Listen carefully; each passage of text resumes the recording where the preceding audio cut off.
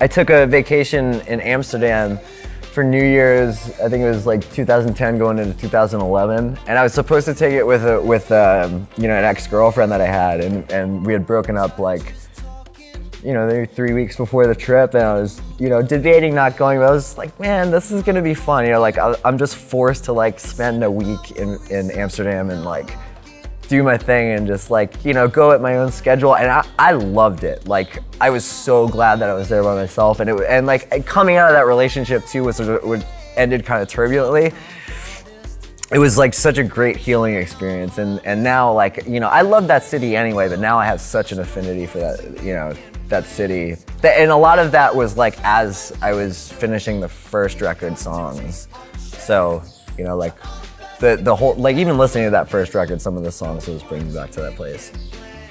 You know, the guy that wrote the bio about the new record said that the new record was like a widescreen version of our band, where like, I guess like you know, there was like notes of like bedroom sort of production on Gone, at least that I've heard from people, and I can see that. Like, so I think maybe it's a little bit more of a realized, more dimensional record. Like production-wise, it definitely has like more depth, but it's still the same guys that did it. I just think we learned a lot from playing live so much, and what like energy like really gets a reaction live, and then also like we've had just like, you know, a full like 2 years worth of influences that have been accumulating that we've been excited to get into this one. And like I pretty much just started listening to like exotica kind of music when I met the guys from Body Language, Matt and Grant, who are my co-writers and producers. And so like since that time, like I've gone like down that rabbit hole and like have been listening to like, you know, like Lex Baxter and you know, Percy Faith and Martin Denny and like Esquivel and like all this like, you know, and Brazilian music like João Gilberto and stuff like that. And like, you know, my mind just got blown by it. So we wanted to really like sort of take that like 60s like soundtrack kind of like whimsy and put it into our record. So like if you notice it, like there's hints of that, which I don't think you really hear too much in production these days. I've been getting into the habit with like having my coffee and like chilling out in the morning with like a bossa nova record on. It just like, if you put on like João Gilberto, like as soon as you wake up and you make some coffee or you make your eggs or just like read a little bit of your paper, you just feel like this like 60s like gentleman, and like it puts you in this really chill, happy mood. Oh, last record I got was Fortet, There's Love in You. I just ordered that from Amazon, and like, that record I guess came out like 4 years ago now, and like as far as electronic records go, like it's really beautiful. You know, if there's anybody that likes like some minimal like sort of like psychedelic electro, it's a good record. That blew my mind open when Matt and Grant showed me Jay Dilla, because I'd never even really like heard of the concept of instrumental hip hop before. I mean, like obviously like, yeah, there would be that kind of music, but I just never had listened to it before. And then when those guys started sending me these loops in hip hop tempo, it just instantly clicked for me. And I was like, the thought of like writing vocal over top of like Jay Dilla style beats just seems like such an interesting, like fresh kind of thing to do. And so like, yeah, Jay Dilla, like, you know, it inspires me to make my own beats, and like the way that he, you know, will take a sample and use it, like it's interesting to hear, because a lot of the stuff is recognizable enough that you can hear the original, and I love like guys like that are so masterful at sampling, to hear how they cut everything together, and just the way he nuances it, because he really just uses like 2 instruments. He uses the record and like a drum machine like all the time, and it's unbelievable. Maybe a synth. Personally, from like a vinyl collector myself, I like vinyl because it's an activity that comes along with music, and it also forces you to like actually sit down for a record. It's really easy to do on Spotify, the thing where you take your cursor and you just click it along the stream to like where the drums come in and where the hook is and stuff like that. You just sort of skip through the song. You're like, I'm probably not gonna like that. But like with a record is like, I'll buy a record just because the cover art's groovy. or because I like one song, and then you're forced to like, you know, just because you're like sitting out like having a coffee and whatever, the record's on, it's over there, you're not gonna change it. So it's like you're gonna be sort of forced to at least hear a side of a record. So that's why I like it. You know, I just have a record player in my living room, and then when I have people over, it's just like, you know, you pick a record, you put it on, you know, if you have a party and like it's low, you know, someone can go over the collection, like look through it, put something on. It just like, it makes it more of a thing than just double clicking something. And also the physical piece of a record is like, you know, it's a nice square like piece of art that's pretty solid. And if it's cool artwork, it's like, you know, it could work just as well as art. It seems that the argument is there's unfair payouts for some of the streaming services out there to artists.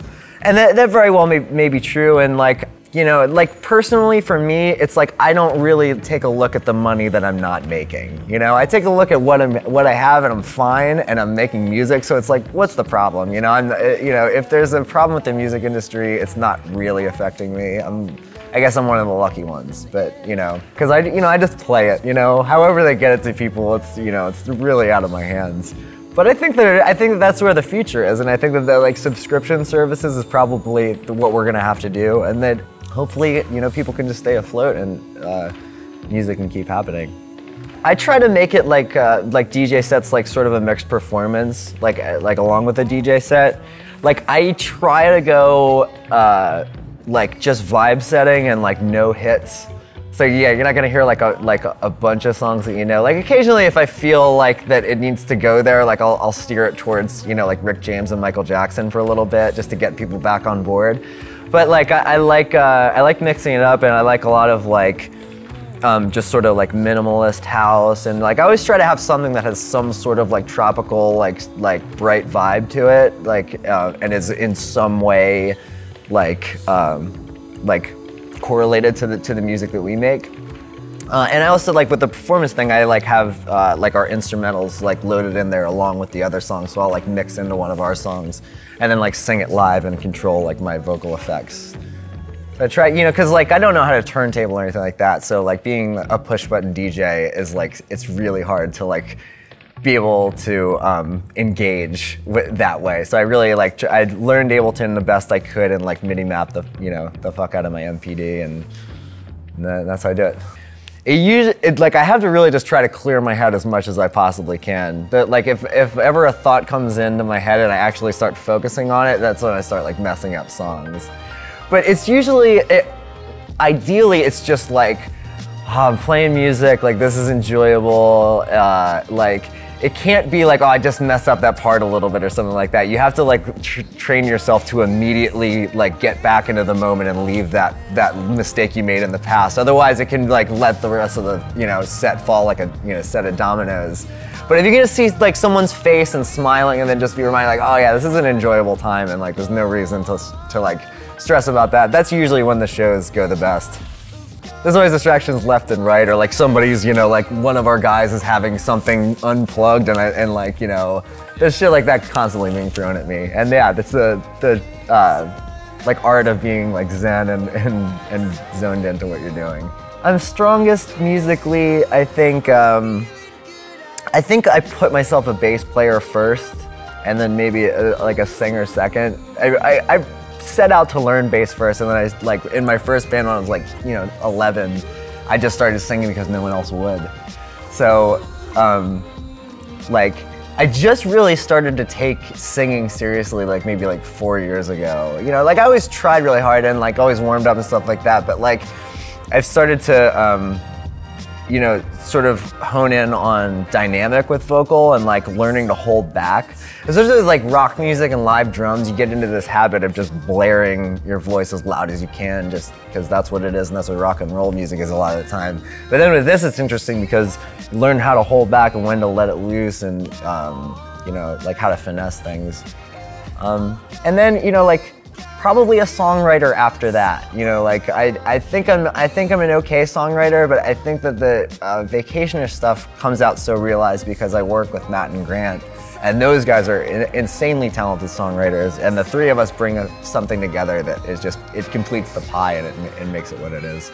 I think I would love to be the kind of guy that just every show you see, it's just like, that guy just nailed it, you know? Like, you know, there's usually 3 or 4 things during my set where I'm just like, I try not to, but I'm able to kick myself in the ass like all like the night until the next show about those like 3 or 4 things. And I think that that's probably what, you know, like pushes me to become a better musician. I don't know that everybody does that. But I would like that. That's definitely a goal of mine, just to be more consistent like with my playing. And I think I'm getting there, I'm getting better, but it's like, I'm 30, so I gotta like, I gotta get there. Yeah, I think the style changes that happen over time aren't really, it's not really a conscious thing. I think it's just the way, it's just my nature.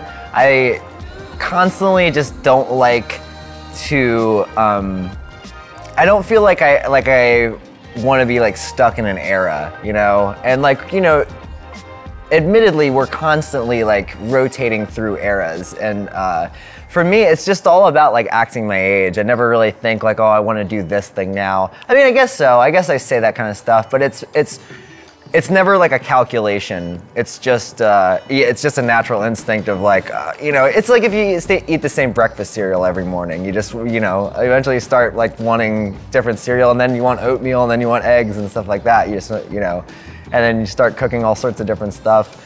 I mean, some people have the same breakfast their entire lives, but I really like variety, and I like, you know, I'm constantly finding new like fashions of music that are just like go down a rabbit hole into like investigating and pulling influences from. So like there's always this urge to like put a new, you know, color into the music that I'm doing. So yeah, it's just, I guess a combination of all those things.